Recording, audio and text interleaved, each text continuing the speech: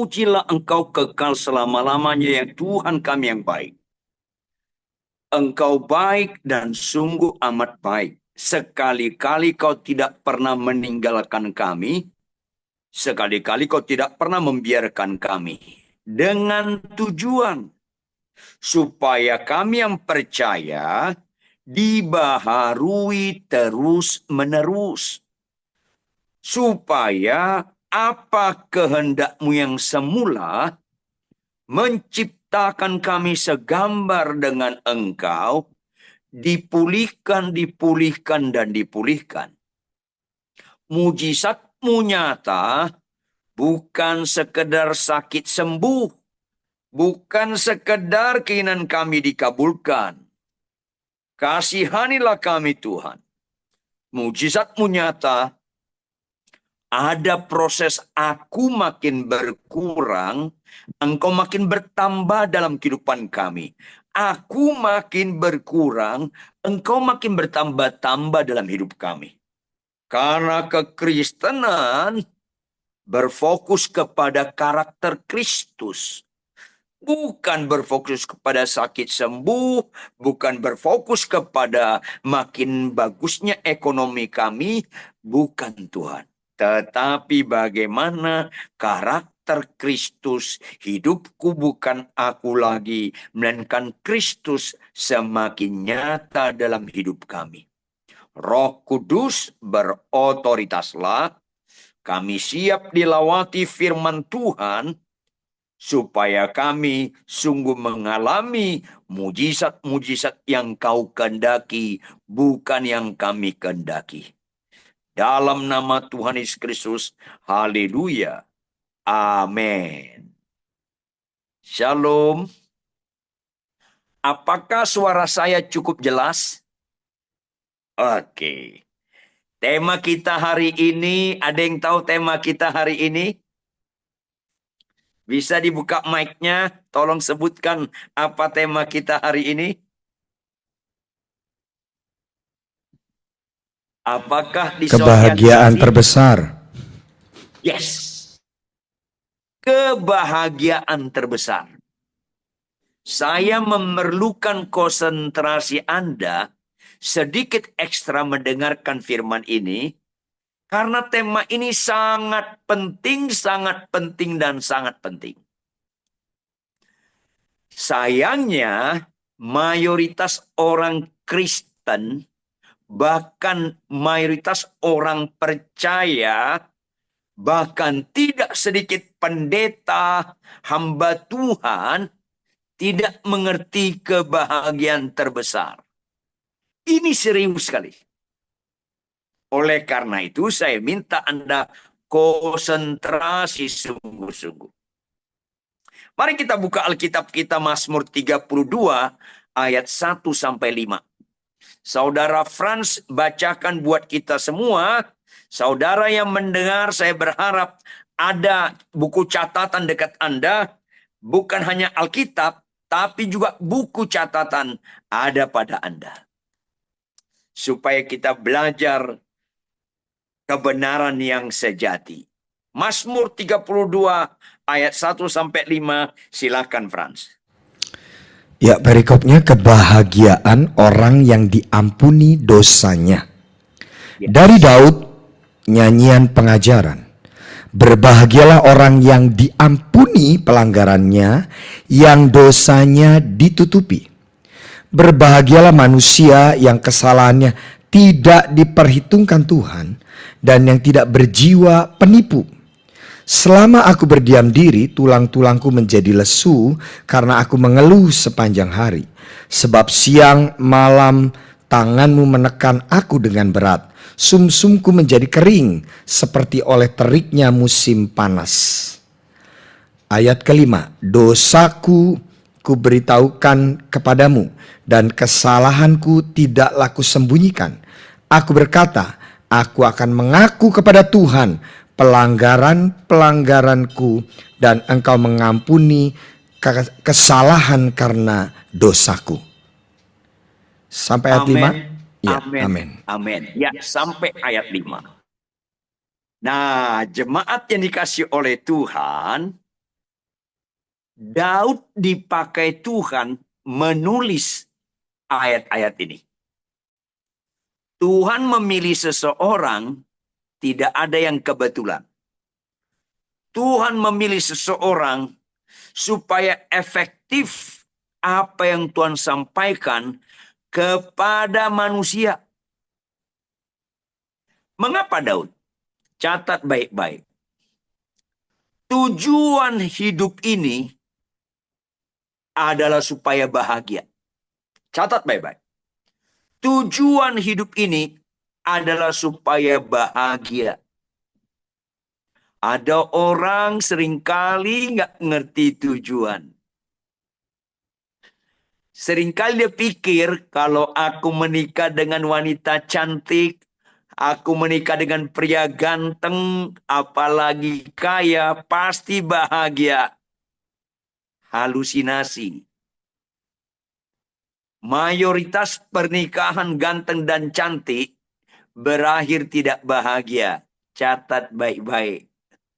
Ganteng cantik tidak pernah mendatangkan kebahagiaan kecuali hidup Anda seturut dengan firman.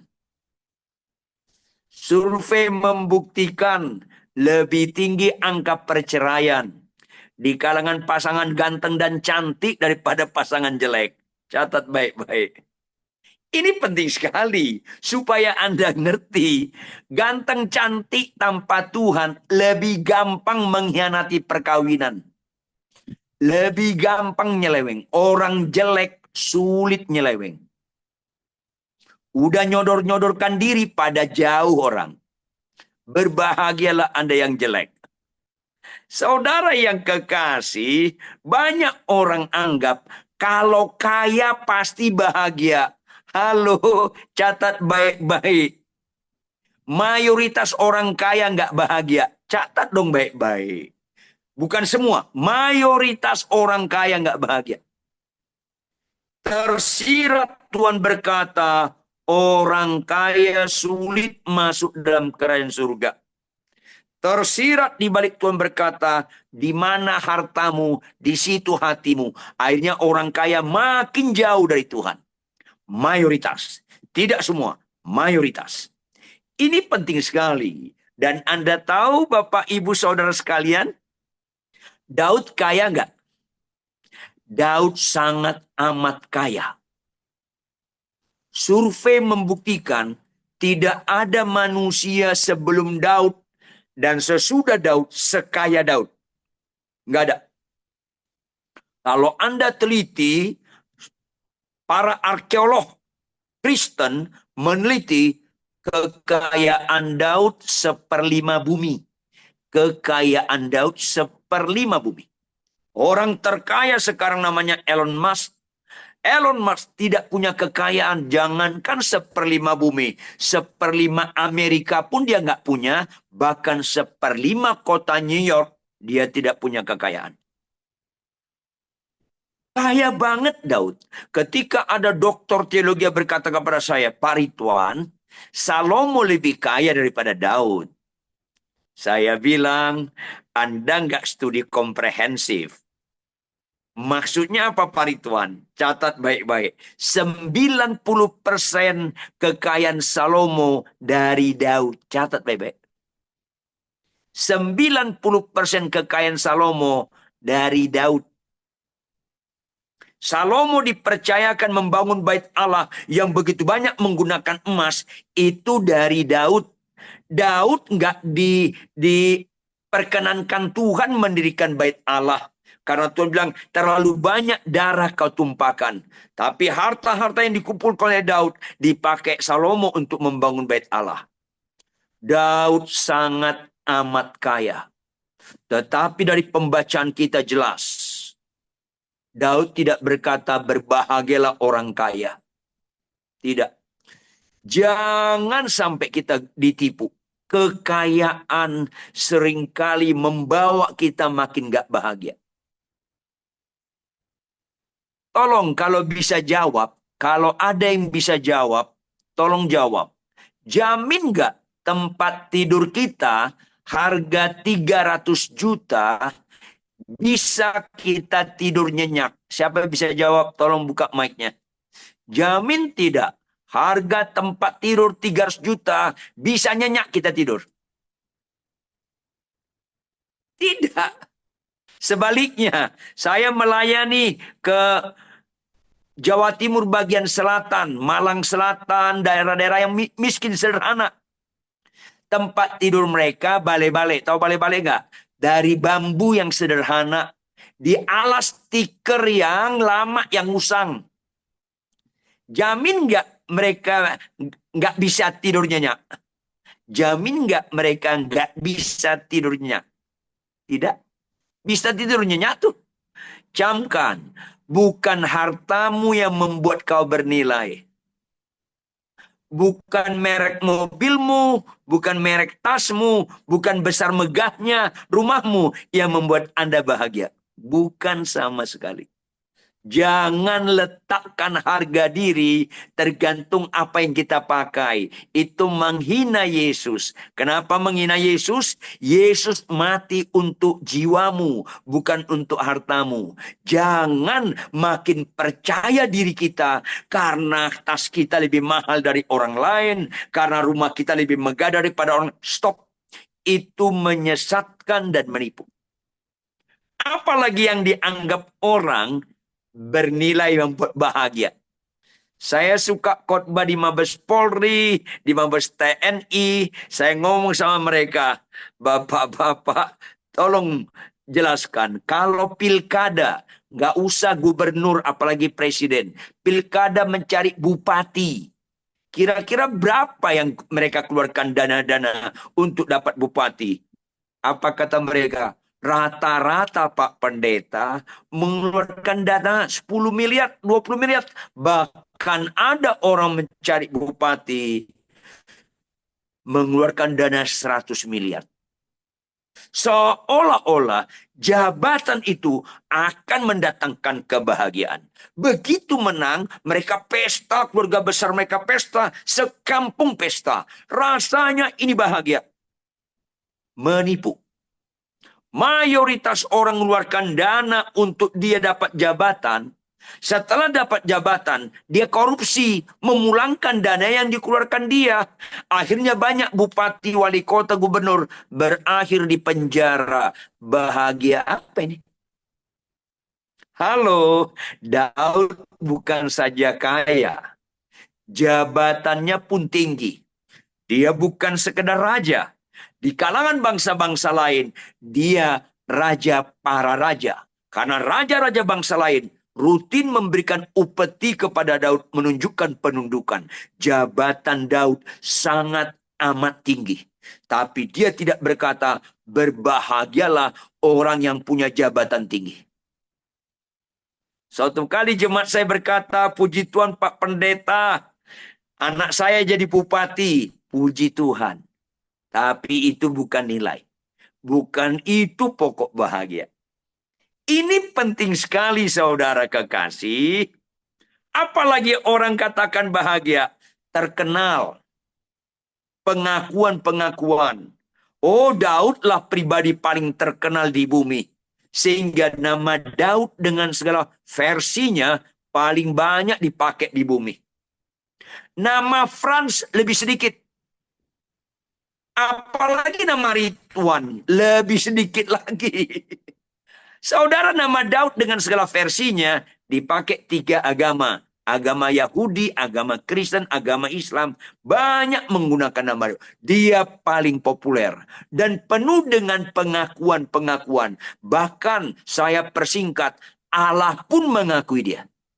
Bisa baca Frans, Matius 1 ayat 1. Allah pun mengakui dia.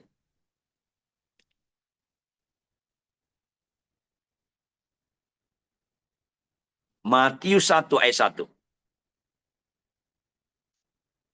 Matius 1 ayat 1. Yes. Inilah silsilah Yesus Kristus, anak Daud, anak Abraham. Halo. Allah yang menyuruh Matius menulis Yesus Kristus anak Daud. Bukan anak Abraham lebih dahulu. Bukan anak Musa, anak Daud. Padahal kita ketahui ketika Yesus lahir, ibunya namanya Maria, bapaknya namanya Yusuf. Kenapa nggak tulis inilah silsilah Yesus Kristus anak Yusuf, bukan anak Daud? Makanya ketika Desember Natal, rata-rata lagu Natal menceritakan apa? Kristus anak Daud. Anak Daud. Penuh dengan pengakuan-pengakuan. Bapak, ibu, saudara, kalau Anda diakui kaya, diakui cantik, diakui bijak, diakui terkenal, nggak usah nikmati itu. Karena Daud menginsafkan kita, bukan itu nilai. Nilai terletak adalah berbahagialah dosa kita diampuni. Ini penting sekali. Itu kebahagiaan terbesar. Tolong baca Frans Yohanes 3 ayat 16.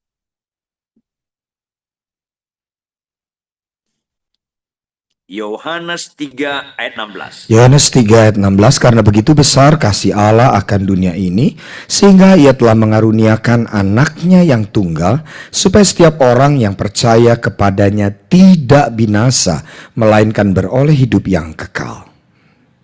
Catat baik-baik Bapak Ibu Saudara. Alamat kasih Allah yang begitu besar, yang direalisasikan, dia karuniakan anak yang tunggal berkorban di kayu salib, dikuburkan, turun dalam kerajaan maut, bangkit pada hari ketiga, bukan untuk sakit sembuh. Catat, bukan untuk sakit sembuh, bukan supaya kaya, tetapi supaya kita tidak binasa, melainkan beroleh hidup yang kekal, yaitu dosa kita diampuni. Itu kasih Allah yang terbesar. Tidak ada karya Tuhan yang lebih besar selain pengorbanan Kristus untuk supaya dosa kita diampuni. Makanya ada nyanyian, karya terbesar dalam hidupku, pengorbananmu yang karya terbesar. Nggak ada karya Tuhan Allah lebih besar selain pengorbanan Kristus. Nggak ada, Bapak, Ibu, Saudara. Maka konsekuensi logis itu karya terbesar harus kita responi dengan kebahagiaan terbesar adalah dosa kita diampuni. Kalau ada kebahagiaan lebih besar dari dosa kita diampuni, Anda mengejek Tuhan bahwa pengorbanannya itu bukan karya terbesar. Kalau Anda lebih bahagia, sakitmu sembuh, kankermu sembuh, daripada dosamu diampuni, Anda sesat, dan sesat. Inilah yang mau diangkat Daud jauh sebelum Yesus datang ke dunia. Jauh sebelum Yesus mati di kayu salib. Supaya jauh-jauh hari kita menghormati pengorbanan Kristus. Kita meresponi itu karya terbesar dengan kebahagiaan terbesar. Saking itu terbesar, Allah tidak pernah meletakkan sukacitanya di sakit sembuh. 10 orang sakit kusta datang ke Tuhan Yesus. Semuanya sembuh. Hanya satu yang membuat Tuhan sukacita. Karena satu bertobat, dosanya diampuni. Allah tidak pernah meletakkan sukacitanya di kesembuhan. Catat baik-baik. Kalau Tuhan meletakkan sukacitanya di kesembuhan, konsisten dong. 10 sembuh, 10-10-nya Tuhan sukacita dong. Kan kenyataan tidak. Hanya satu. Karena itu menyatakan memang karya terbesar adalah karena begitu besar kasih Allah akan dunia ini. Dia karuniakan anak yang tunggal supaya setiap orang percaya tidak binasa, melainkan beroleh hidup yang kekal. Itulah sukacita yang terbesar. Tolong baca Frans, Lukas 15 ayat 10.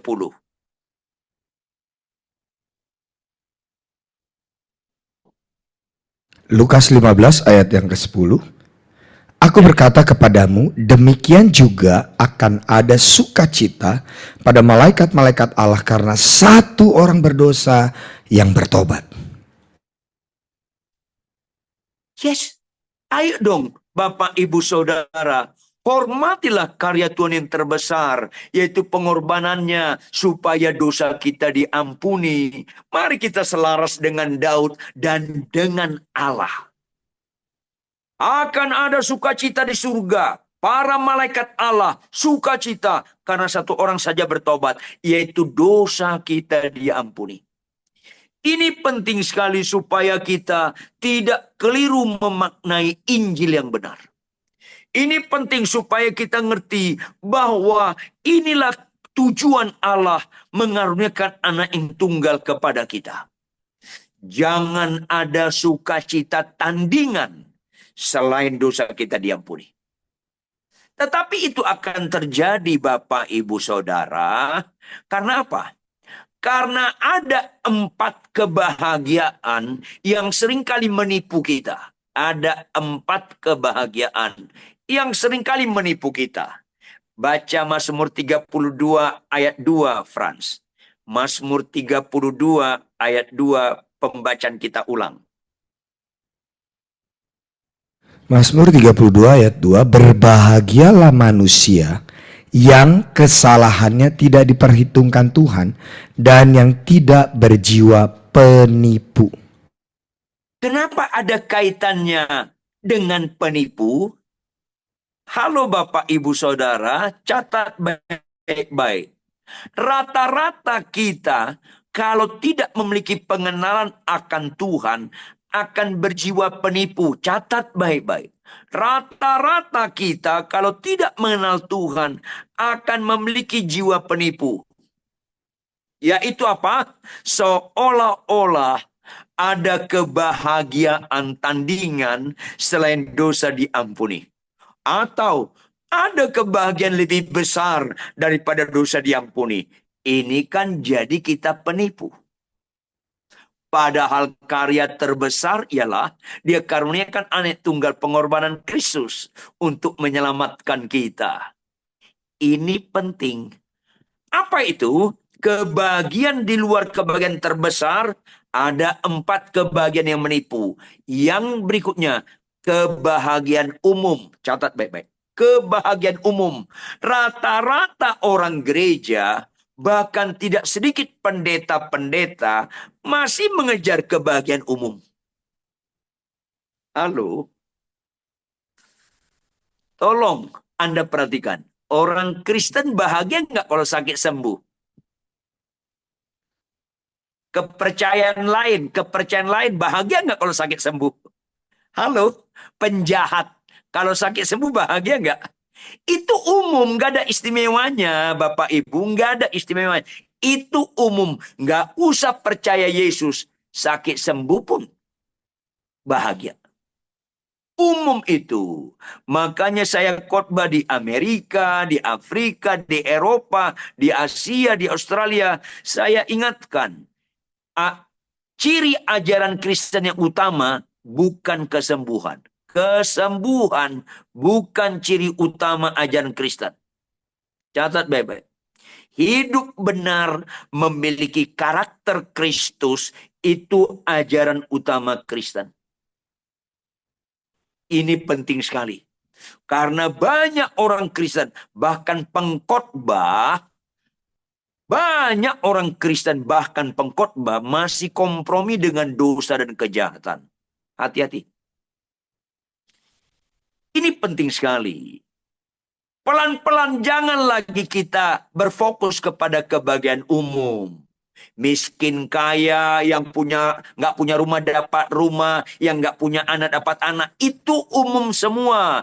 Jangan lagi itu penekanan khotbah-khotbah di gereja. Itu umum. Kalau ke pengorbanan Kristus tujuannya kepada sifatnya umum, kita merendahkan derajat nilai yang terkandung di balik pengorbanannya, yaitu dosa kita diampuni.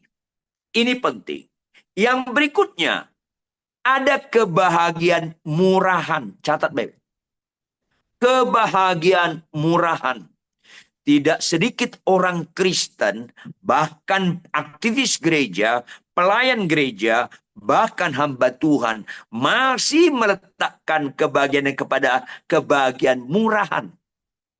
Apa itu? Anda belanja, dikembalikan uangnya lebih daripada seharusnya. Anda dapat kembalian lebih, Anda bahagia. Itu murahan, saudara. Pulanginlah kembalian lebih itu. Karena kebahagiaanmu sementara kau bahagia, orang lain rugi karena kembaliannya lebih. Jangan meletakkan kebahagiaan kepada kembalian yang lebih. Catat baik-baik. Atau Anda ketemu barang orang di jalan atau di mana, ketemu barang orang, Anda ambil, ketemu handphone, Anda ambil, Anda bahagia. Halo, itu murahan sekali. Saya pas khotbah di Jepang, kami makan di satu restoran di Jepang, terus kami ke toilet, sampai di toilet, salah satu yang mendampingi saya, handphonenya tertinggal di toilet. Handphonenya tertinggal di toilet. Setelah 2 jam kami lagi jalan-jalan di Ginza, baru sadar. Kami balik, kami lapor kepada Lost and Found. Apa kata mereka? Oh, jangan takut, Pak. Dalam bahasa yang terpatah-patah. Jangan takut, Pak. Dalam bahasa Inggris, mereka agak sulit bahasa Inggrisnya. Kalau orang Jepang yang menemukan, pasti dibawa ke sini. Aneh nggak? Kalau orang Jepang menemukan, pasti dibawa ke sini. Miris dengarnya. Seolah-olah kalau orang Indonesia kayaknya nggak dipulangin itu. Dan sedihnya, ada orang Kristen menemukan barang, dia nggak cari bagaimana cara memulangkan. Kebahagiaan murahan. Masa orang Jepang yang nggak percaya punya mental begitu bagus. Kalau barang dapat pasti diletakkan ke counter lost and found. Halo, ini penting. Bahkan ketika saya suatu kali pernah khotbah seperti ini, ada ibu-ibu di gereja bilang, Pak Ridwan, saya ditegur oleh Tuhan melalui khotbah ini. Kenapa? Saya juga punya kebahagiaan murahan. Oh ya? Apa itu? Bukan yang Bapak khotbah, tapi versi lain. Apa itu? Ketika kolektor dijalankan, saya terlewat, saya bahagia Pak Ridwan.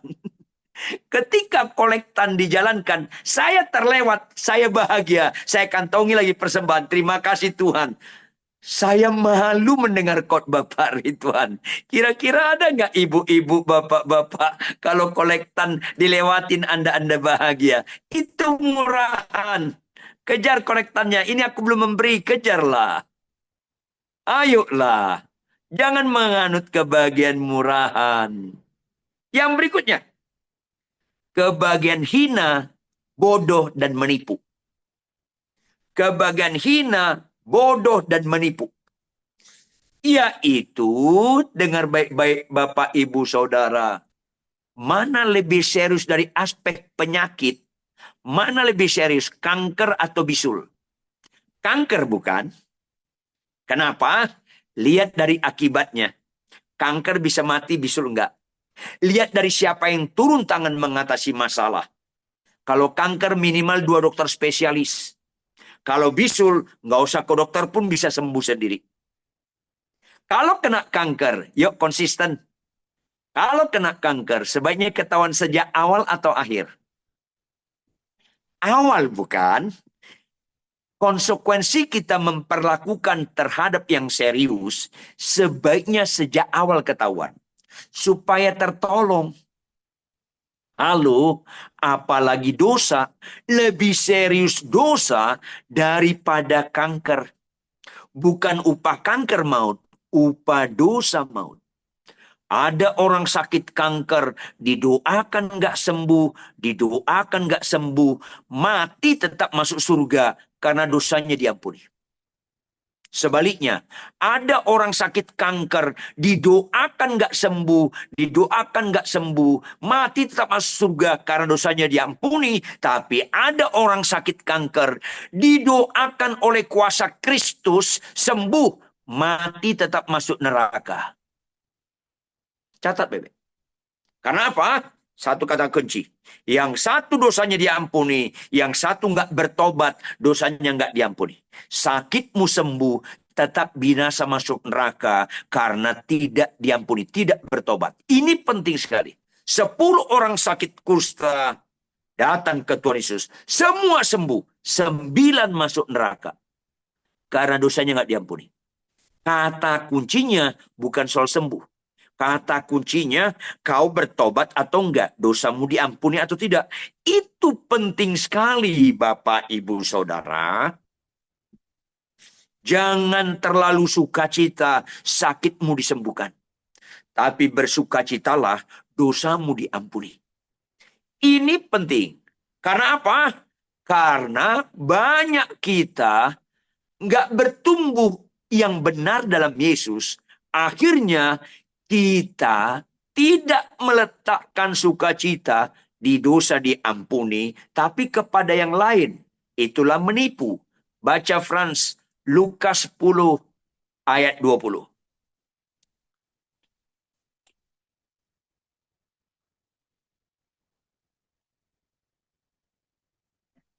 Lukas 10 ayat yang ke-20. Namun demikian janganlah bersukacita karena roh-roh itu takluk kepadamu, tetapi bersukacitalah karena namamu ada terdaftar di surga.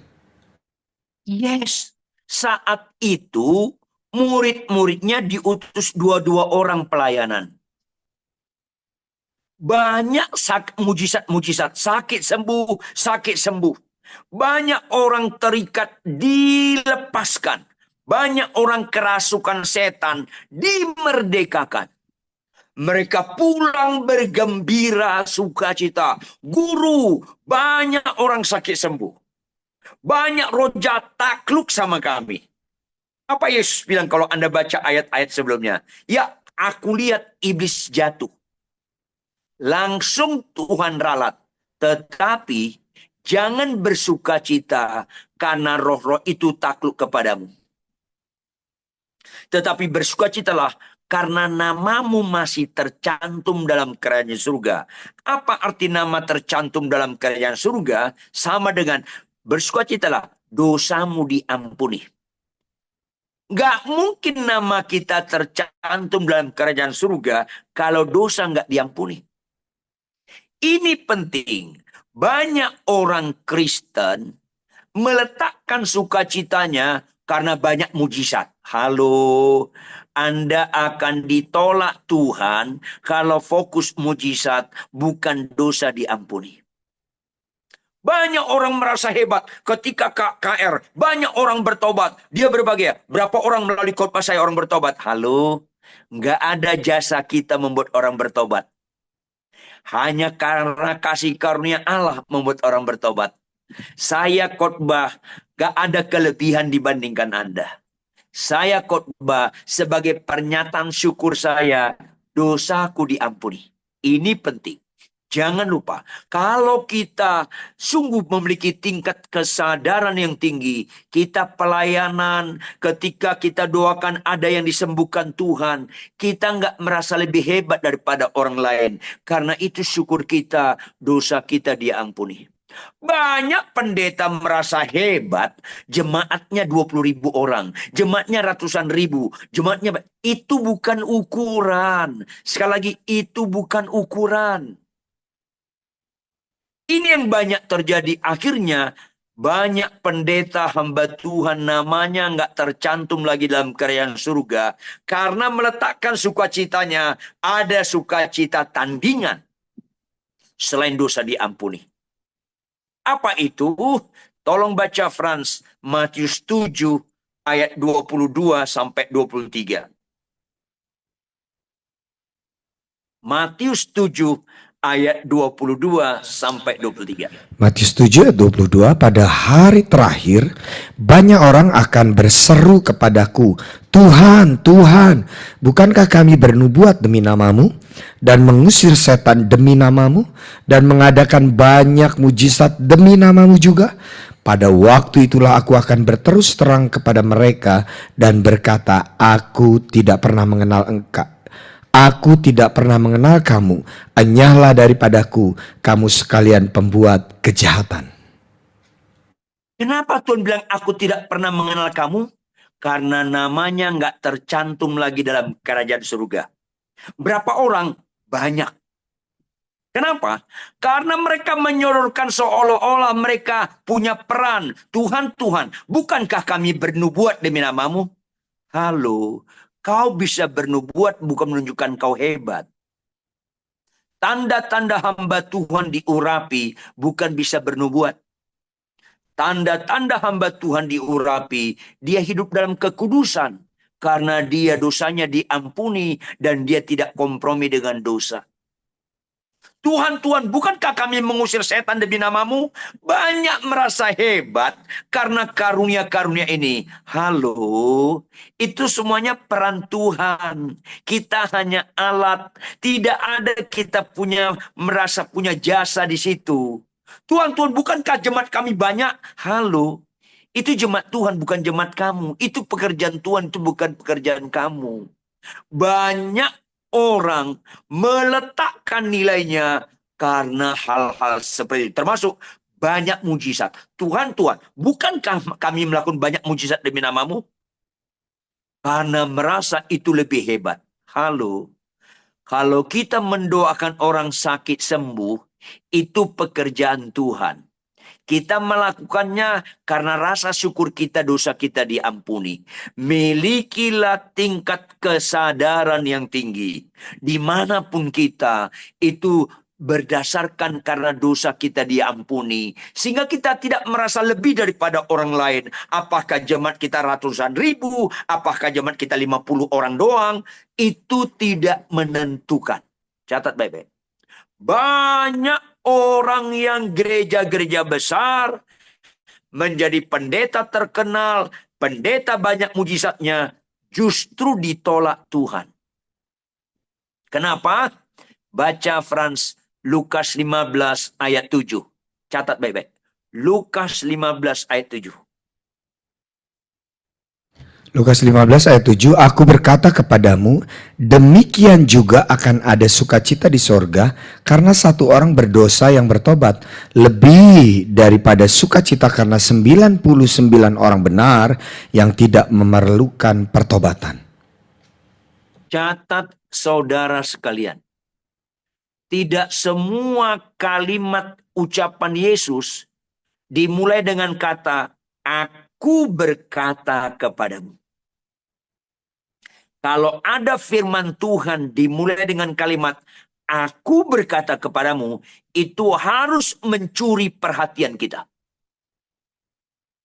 Kalau ada kalimat dimulai dengan kalimat, aku berkata kepadamu, maka kalimat berikutnya, tangkap intinya, jangan lupa sampai mati. Karena setiap kalimat yang dimulai dengan kata, aku berkata kepadamu, ada unsur prinsip dan pasti digenapi. Apa itu dalam ayat ini? Dalam ayat ini, saudara, ada dua kelompok manusia. Kelompok pertama, satu orang. Kelompok kedua, 99 orang.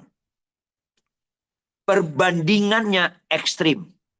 Bukan 1:6, bukan 1:20, bukan 1:37, bukan 1:71, tapi 1:99. Ini harus membuat kita sadar. Apalagi status. Bukan hanya jumlah ekstrim, status pun ekstrim. Yang satu, saudara, statusnya orang berdosa. Yang 99 statusnya orang benar. Seharusnya orang benar ini lebih rohani daripada yang satu. Tapi pada akhirnya, yang satu lebih rohani daripada orang benar. Kenapa? Yang satu orang berdosa bertobat. Yang 99 orang benar tidak memerlukan pertobatan. Akhirnya dosanya nggak diampuni. Jangan lupa, saudara, bertobat lahir baru sekali seumur hidup. Tapi pertobatan dalam perjalanan kekristenan harus terus-menerus sampai ajal kita tiba. 99 orang benar, siapa ini? Pengkhotbah yang banyak-banyak buat mujizat, yang jemaatnya banyak banget, pendeta terkenal, worship leaders, yang orang yang aktif-aktif di gereja merasa rohani daripada orang lain sehingga sulit bertobat. Tahun ini saya 44 tahun jadi hamba Tuhan. Ada jemaat berzina. Ada pendeta terkenal berzina. Ditegur, Anda tahu. Yang lebih gampang bertobat jemaat biasa. Begitu tegur, iya Pak Pendeta, aku berzina, ampun, aku jahat. Langsung bertobat. Pendeta terkenal ditegur, marah. Marah. Jangan status kita, apakah sebagai pendeta, doktor teologi, pendeta banyak mujizat, jangan sampai status kita membuat kita sulit bertobat. Catat baik-baik. Banyak kita pendeta-pendeta karena terkenal jemaat banyak, membuat orang takut menegur kita. Bapak, Ibu, Saudara, malanglah nasib Anda kalau orang sekitar Anda takut menegur Anda. Makin sulit Anda bertobat. Apalagi lebih malang lagi. Kalau ada orang sekitar Anda takut menegur Anda menikmatinya. Malanglah nasib Anda. Ada pendeta-pendeta, tahu nggak Pak Ridwan? Semua orang sekitar saya takut menegur saya. Loh kok nikmati ya? Makin sulit kau bertobat. Kau akan menggenapi yang 99 orang itu. Catat baik-baik. Makin terjadi pada kita, dengar baik-baik. Mana bapak-bapak lebih menikmati? Teguran istri atau pujian istri orang lebih dinikmati? Mana bapak-bapak lebih menikmati? Teguran istri atau pujian istri orang? Kelihatan siapa kita. Kalau Anda menikmati bapak-bapak, Anda menikmati pujian istri orang, makin sulit Anda bertobat. Demikian juga kau ibu-ibu. Kalau kau lebih menikmati pujian suami orang daripada teguran suamimu, kau akan sulit bertobat. Kenapa? Catat baik-baik. Sehebat-hebatnya istri orang mengenal saya, nggak ada 1/10-nya dibandingkan istri saya dan mengenal saya. Nggak ada. 1/10-nya pun nggak ada. Kalau istri orang nggak mengenal saya, memuji saya, berbobot nggak pujiannya? Enggak. Kalau istri orang memuji saya, masuk telinga kanan, keluar kanan lagi. Nggak sempat masuk. Nggak berbobot. Kalau istri saya, dengar baik-baik. Tidak ada manusia di bumi ini sehebat istri saya dalam mengenal saya. Nggak ada.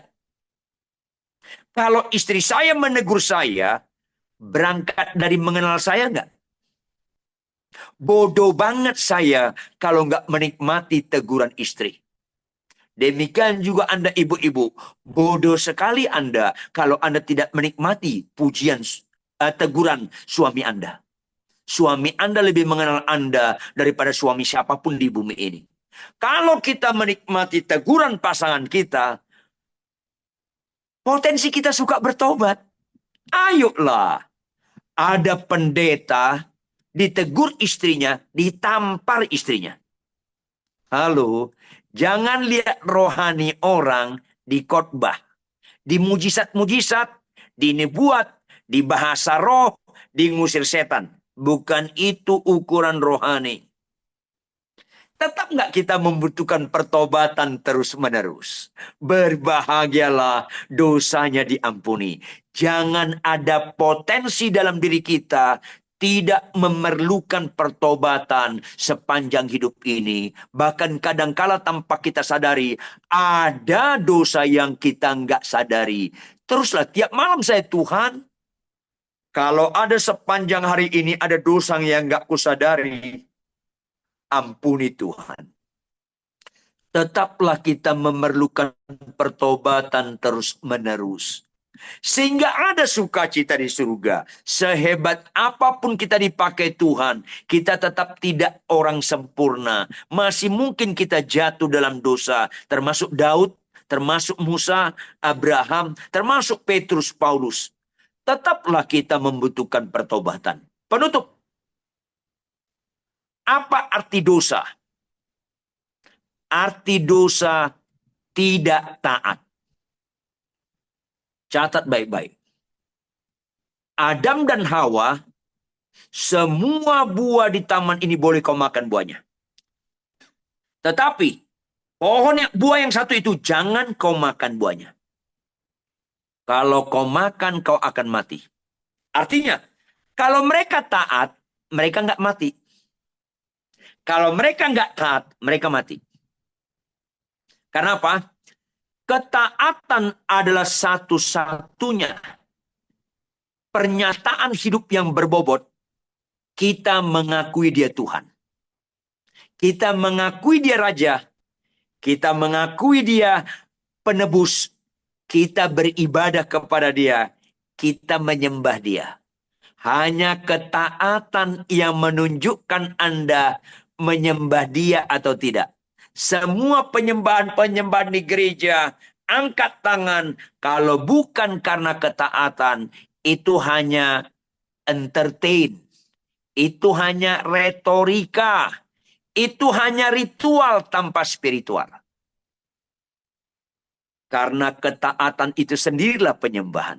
Sebaliknya, ketidaktaatan itu dosa. Ketidaktaatan adalah statement hidup yang berbobot.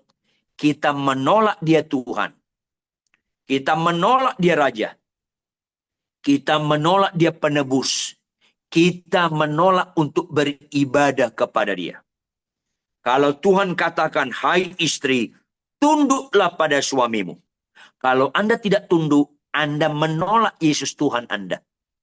Kalau Anda tidak tunduk, Anda menolak beribadah kepada dia. Istri yang tidak tunduk pada suami nggak pernah menyembah Tuhan. Catat baik. Ketaatan adalah yang paling indah. Maka penutup. Ketaatan adalah rangkaian daripada pertobatan. Karena bertobat artinya aku tidak berpihak lagi kepada dosa. Bertobat artinya aku menolak ketidaktaatan. Bertobat artinya aku mau taat kepada Engkau Tuhan. Maka berbahagialah dosa diampuni, harus disertai Lukas 11 ayat 28. Tolong baca Frans, Lukas 11 ayat 28. Lukas 11 ayat 28. Tetapi ia berkata, yang berbahagia ialah mereka yang mendengarkan firman Allah dan yang memeliharanya. Yes, kata memelihara itu sama dengan merenungkan siang dan malam dan melakukannya. Taat. Orang berbahagia, dosanya diampuni, dia menolak ketidaktaatan. Maka orang berbahagia, bukti dosa diampuni, kita taat menjadi pelaku firman. Karena iman tanpa perbuatan mati. Penutup baca ayat kita yang pertama, Frans, Mazmur 32 ayat 3 sampai 5. Ini penutup. Mazmur 32 ayat 3 sampai 5.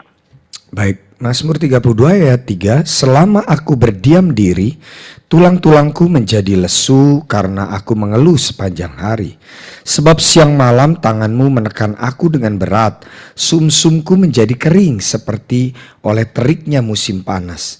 Dosaku kuberitahukan kepadamu dan kesalahanku tidaklah kusembunyikan. Aku berkata, aku akan mengaku kepada Tuhan pelanggaran-pelanggaranku dan engkau mengampuni kesalahan karena dosaku. Ayat ini Bapak Ibu Saudara menekankan, jangan kita nggak mau bertobat. Yang kedua, kalau ada kesalahan pasangan kita yang begitu menyakitkan, suami nyeleweng, istri nyeleweng, itu menyakitkan. Tapi membuat kita ikut berdosa. Kita benci, kita cerai. Maka kita sulit bertobat. Kita mengeluh setiap hari. Kurang ajar dia Tuhan. Dia berzina, dia nyeleweng. Akhirnya mengeluh. Bukannya mengakui dosa kita. Akhirnya suami berzina masuk neraka. Istri yang tidak mengampuni suami melakukan kejahatan. Dua-duanya masuk neraka. Karena dua-duanya nggak memerlukan pertobatan. Yang sakit hati selalu fokusnya kesalahan pasangannya. Akhirnya dia nggak mau mengakui dosanya di hadapan Tuhan. Bapak, Ibu, Saudara, apapun kesalahan orang lain, pasangan kita, tetap kita ampuni. Kalau kita sempat sakit hati, benci, niat cerai, mintalah ampun kepada Tuhan. Tetap kasihi suamimu, istrimu. Bahkan Tuhan bilang kasih musuhmu. Supaya status kita minta ampun disertai dengan ketaatan. Berbahagialah dosa diampuni. Berbahagialah orang mendengarkan firman Tuhan. Merenungkan dan melakukan. Itu mujizat yang tertinggi dalam kekristenan. Tuhan Yesus memberkati. Salam. Bagaimana? Apakah saya tutup dalam doa, Frans? Wow, tepuk tangan dulu untuk kemuliaan nama Tuhan. Haleluya. Puji Tuhan. Terima kasih Pastor Ridwan Huta Barat ya. Puji Tuhan. Baik. Semua tentunya diberkati lewat sharing firman Tuhan dari Pastor Ridwan ya malam hari ini ya. Nah, jadi kita tahu kebahagiaan yang terbesar sebenarnya apa ya. Yang terpenting dari hidup ini kita itu tahu bahwa kita diselamatkan. Pastikan kita selamat. Betul ya Pak ya? Betul ya Pak ya? Yang penting benar. Itu pastikan kita itu selamat loh. Karena ada banyak orang Kristen gak yakin.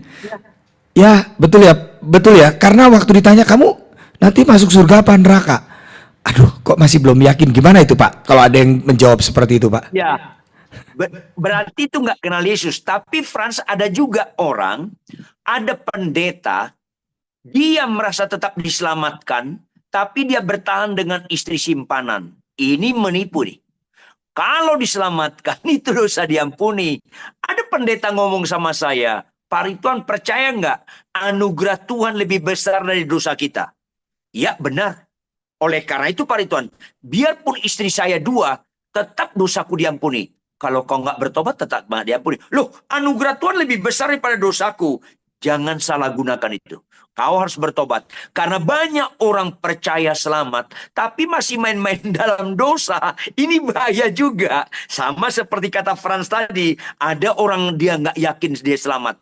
Sama dua-duanya ini tetap binasa masuk neraka. Murid Yesus langsung, Yudas Iskariot tetap ke neraka.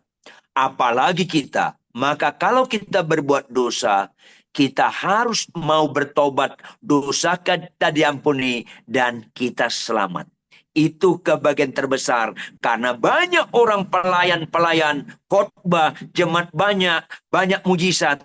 Dosanya nggak diampuni karena dia tidak memerlukan pertobatan. Begitu Frans, begitu saudara sekalian. Ya, tepuk tangan dulu, tepuk tangan bagi kemuliaan nama Tuhan. Iya, soalnya kita sering mendengar ya Pak ya, kalau hidup sudah di bawah kasih karunia, itu wah kayaknya selamat pasti selamat begitu. Sekali selamat tetap selamat. Katanya begitu. Jadi kalau hidup di bawah kasih karunia itu Tuhan pasti ampuni kok dosanya. Tuhan pasti ampuni. Nah, itu pengertiannya harus benar ya Pak tentang kasih karunia Ya, supaya benar, jangan Pak. salah. Nah, Itu ini benar. gimana Jangan Pak? salah. Gimana Pak?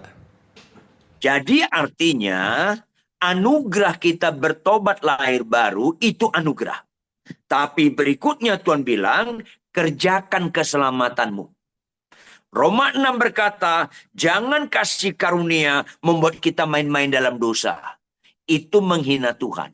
Maka harus ada rasa takut dan gentar. Karena pengorbanan Kristus yang begitu agung dan mulia mengampuni dosa kita. Maka kita jangan lagi kompromi berbuat dosa. Tetapi kalau sampai jatuh dalam dosa, jangan berdiam, jangan cari pembenaran. Tetaplah bertobat. Kalau kita salah, jangan malu-malu minta maaf pada pasangan. Minta ampun kepada Tuhan. Karena masih mungkin kita salah. Maka jangan kita katakan sekali selamat tetap selamat. Tapi kita masih kompromi dengan dosa. Itu menipu. Dan banyak orang akhirnya ketika mati ditolak Tuhan. Karena dia kira pelayanannya bisa membuat dia ke surga. Khotbah-khotbahnya bisa buat ke surga. Tidak. Dosa kita diampuni. Itu yang membuat kita selamat. Bukan khotbah-khotbah kita. Bukan jemaat kita puluhan ribu. Nggak heran banyak pendeta merasa rohani dengan jemaat banyak. Tapi seenaknya sombong. Seenaknya berzina. Akhirnya ditolak Tuhan. Jangan pernah kita tidak membutuhkan pertobatan seumur hidup kita. Supaya kebahagiaan terbesar jiwa kita selamat itu terjadi. Tuhan Yesus memberkati. Wah, tepuk tangan lagi bagi kemuliaan nama Tuhan. Oke. Ya, baik. Ya, mungkin ada yang mau bertanya boleh ya Pak ya, bertanya di chat 1-2 orang ya. Tapi yang berhubungan tolong yang berhubungan tentang keselamatan, tentang kebahagiaan yang tadi yang disampaikan tentang kasih karunia ya. Ini sudah ada yang meminta rekaman-rekaman, pasti nanti kita tayangkan di YouTube channel kita PD Victory ya. Nanti kita akan tayangkan supaya bisa jadi berkat ya, jadi peringatan, jadi nasihat buat setiap orang yang mendengar. Silakan, mungkin ada beberapa yang mau bertanya tentang hal-hal seperti ini, tentang kebahagiaan. Tadi yang terpenting adalah kita tahu betul kalau kita diselamatkan. Tutup mata di bumi, nanti buka mata di surga ketemu Yesus. Itu yang penting ya. Itu kebahagiaan yang tidak bisa dibeli, digantikan oleh yang lainnya ya. Nah, ada yang mau bertanya silakan chat langsung di kolom chat di sini ya. Baik, masih ada waktu beberapa saat ya. Ini cukup menarik. Saya sudah mendengar khotbah ini sebelumnya ya, karena kita ketemu waktu kemarin ya Pak ya. Tapi hari ini dapat lagi pewahyuan lagi. Ya, di gereja. Nah, itu saya dapat pewahyuan yang baru lagi begitu ya. Karena firman itu diulang-ulang sekalipun pasti dapatkan hikmat yang baru, pewahyuan yang baru. Benar. Baik ya, mungkin ada yang mau bertanya. Kalau suami tetap selingkuh, ini langsung pertanyaannya selalu ke arahnya situ. Apa yang kita lakukan padahal harus diingatkan pasti marah gitu. Bagaimana cara mengenalkan pertobatan pada suami yang selingkuh ini? Silakan Pak. Terima kasih untuk pertanyaannya. Pertama, kita harus sama-sama, pasangan yang selingkuh itu sangat berat. Catat baik-baik. Tetapi jangan kita sempurnakan rancangan setan kalau pasangan kita jatuh karena dikendalikan setan. Jangan kita berespon sesuai dengan kehendak setan. Catat baik-baik. Orang jatuh dalam dosa, termasuk suami selingkuh, itu jatuh. Maka sama seperti ada orang bawa kendaraan jatuh ke jurang. Ada anak kita, suami kita jatuh ke jurang. Yang kita lihat yang jatuh, kalau kita benci, kita dikendalikan setan. Tetapi kalau kita kasihan, kita ikut nangis, kita rindu dia tertolong, itu keren. Makanya Bapak Ibu Saudara kekasih, kalau kita misalnya keluarga kita, suami, istri jatuh, lihatlah seperti dokter terhadap pasien. Yang dikendaki iblis kalau pasangan kita jatuh, kita benci, kita maki, kita cerai. Yang dikendaki Tuhan, kalau pasangan kita jatuh, kasihi dia. Kasihani dia. Ikut nangis dalam kejatuhannya, walaupun dia nggak tahu. Maka ada perkara yang luar biasa, yang melampaui segala akal dan pikiran. Apa yang nggak pernah kau lihat dengan mata, nggak pernah kau dengar dengan telinga, nggak pernah timbul dalam hati manusia, Tuhan sediakan bagi mereka yang bagaimana? Bagi mereka yang mengasihi Tuhan. Kalau kita, pasangan kita jatuh, kita tetap mengasihi Tuhan. Caranya, tetap melakukan firman Tuhan. Yohanes 14 ayat 15. Jikalau kita mengasihi Tuhan, tetap kita melakukan perintahnya. Maka minta pertolongan Roh Kudus, Roh penghibur, Roh penolong, Roh yang memampukan, supaya kita melihat pasangan yang jatuh sebagaimana Tuhan mengendaki kita melihat dia. Jangan sebagaimana iblis mengendaki kita melihat dia. Jangan sebagaimana kedagingan kita melihat dia. Tetapi kita melihat pasangan kita sebagaimana Tuhan mengendaki kita melihat dia. Karena ketika kita jatuh dalam dosa, Allah mengaruniakan anak tunggal. Dia tetap mengasihi kita. Dia berkorban supaya kita dosa kita diampuni. Kita pun mengasihi suami, mengasihi pasangan yang jatuh, sehingga Tuhan mengampuni dia dan keluarga Anda diberkati. Tuhan Yesus memberkati. Wow, puji nama Tuhan. Nah, ini luar biasa nih analoginya tadi tentang seorang dokter nggak kenal kita, bukan saudara, bukan siapa-siapa, mau tolong kita ya Pak ya. Dokter aja mau tolong kita ya. Apalagi kita pasangannya, kalau melihat pasangan kita bermasalah, ya harus ditolong, diingatkan, didoakan ya. Harus diingatkan tuh ya. Jadi sudah terjawab nih Bu Nana, jadi harus terus didoakan, harus diingatkan terus, nggak apa-apa supaya Dan dikasihi. ya dikasihi, supaya pasangan kita benar-benar mengalami Tuhan, ketemu sama Tuhan, berjumpa dengan Tuhan. Nah, ada pertanyaan yang cukup bagus ya nanti tentang tadi kasih karunia dan keselamatan. Kebahagiaan terbesar adalah tentang keselamatan. Nah, apabila kita nanti sudah sama-sama tidak ada lagi di dunia ini, apakah kita juga pasti akan ketemu dengan keluarga kita yang sudah mendahului kita, dengan orang-orang yang sudah meninggal sebelumnya, Pak? Terima kasih untuk pertanyaannya. Bapak Ibu Saudara kekasih, nanti kita di surga nggak ada relasi suami istri, bapak anak, anak menantu, nggak ada relasi lagi.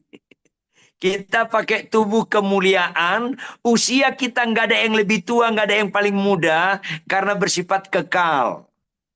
Jadi saudara, kita hanya mengenal kalau kita masuk surga, kita mengenal saudara kita di bumi yang belum percaya atau percaya. Tapi nanti kalau di surga kelak kita pakai tubuh kemuliaan. Kita nggak lagi bicara saudara, adik kakak, mama papa, nggak lagi bicara itu di surga. Jangan lupa, di surga nanti pakai tubuh kekekalan sama kita usianya. Tapi saling kenal nggak Pak katanya? Saling kenal nggak? Ini papaku gitu. Kenal nggak Pak? Nah, di sana nggak ada reuni, nggak ada reuni. Di sana fokus kita Kristus, memuji-muji Kristus, bersyukur memuliakan Dia. Itu kemuliaan yang terindah. Nggak lagi reuni, gue teman lama, teman SMA ku, nggak ada lagi begitu. Karena fokus kita bukan gituan lagi. Itu sukacitanya nggak terkatakan. Saking indahnya, itu kita nggak perhatikan lagi. Begitu. Oke, jadi sudah terjawab juga tuh pertanyaan Bu Okta ya. Jadi Ya. di sana bukan reuni ya. Kita sudah ini apa namanya fokus kita kepada memuji, menyembah Tuhan. Mungkin nanti Ya. makan bareng sama Tuhan, ada ya kayak gitu ya Pak? Makan di sini bukan makanan lahiriah ya. Iya. Kan nanti pesan capcay, pesan hamburger nggak ada ya. Makanya Iya. kata Tuhan dalam Yohanes 4, makananku adalah melakukan kehendak Bapa di surga. Makanan kita adalah memuji nama Tuhan, melakukan kehendak Bapa di surga. Karena Tuhan membuat kita terpesona, anak domba Allah membuat kita terpesona, yang lain nggak perhatian kita lagi. Itu Mazmur 23 ayat 1. Tuhan adalah gembalaku, aku nggak perlu apa-apa lagi. Terjemahannya salah dalam Alkitab. Tuhan adalah gembalaku, takkan kekurangan aku. Bukan itu terjemahan yang asli. Tuhan adalah gembalaku, aku nggak perlu apa-apa lagi. Karena melihat Yesus kita terpesona, kita terus memuji-muji Dia, memuliakan Dia, nggak lagi perhatian lain, nggak tercuri perhatian yang lain. Kalau nggak percaya Anda, matilah nanti malam, lihatlah di surga. Fokus kita hanya Kristus, mempelai yang luar biasa itu. Nah itu kalau nggak percaya matilah malam hari ini katanya begitu ya. Oke, jadi wah ini pewahyuan yang bagus lagi nih. Ya Bu Sheni juga menanggapi, berarti sebaiknya, seharusnya ketika kita masih hidup kita benar-benar saling mengasihi, saling reuni, saling pokoknya saling tolong segalanya ketika kita masih ada di dunia. Karena nanti kalau sudah di surga kita nggak bisa lakukan itu lagi ternyata. Ini pewahyuan yang baru dari Pastor Ridwan ya. Jadi ya sudah kita percaya ya, Ibu Lani juga ya percaya bahwa apa namanya, suami yang sudah nggak ada, sudah ada di tempat yang terbaik begitu ya, sesuai dengan iman percayanya, tempat yang terindah gitu ya. Dan satu kali kita juga akan menuju ke sana ya. Menuju ke sana. Semua kita ini antrian, entah nanti bergantian atau rapture, bareng-bareng semua ke sana. Nah, ini kita seru ya kalau rapture ya Pak ya. Jadi bareng-bareng ke surga. Oke, baik, terima kasih Pak Ridwan. Hari ini banyak sekali pewahyuan-pewahyuan yang boleh kita dapatkan, saudara yang dikasih Tuhan. Selagi kita masih ada kesempatan di dunia ini, pergunakan semua dengan baik, dengan keluarga, dengan sahabat, dengan orang-orang yang ada di dekat kita, ya, supaya mereka pun juga bisa dapatkan keselamatan, cerita tentang Yesus begitu ya. Dan kita percaya semua nanti kita berbahagia di sana memuliakan Tuhan. Amin. Tepuk tangan bagi kemuliaan nama Tuhan. Thank you ya. Tuh ada yang bilang kita antrian semua ya. Oke, baik. Untuk selanjutnya saya akan yang dikasih oleh Tuhan, jadilah kuat dalam kebenaran firman Tuhan, sebab setiap orang yang dikuasai kebenaran tidak akan mungkin dikuasai oleh kekecewaan. Arahkanlah hatimu, terimalah berkat kasih Allah Bapa yang kekal yang tidak pernah berubah, anugerah serta damai sejahtera dari Yesus Kristus Tuhan, persekutuan pertolongan penyertaan daripada Roh Kudus, berkat Allah Tritunggal yang dahsyat, memberkati saudara sekalian untuk menjadi pelaku-pelaku firman Tuhan mulai hari ini sampai Maranatha, bahkan sampai selama-lamanya. Semua yang percaya dan diberkati bersama-sama katakan amin.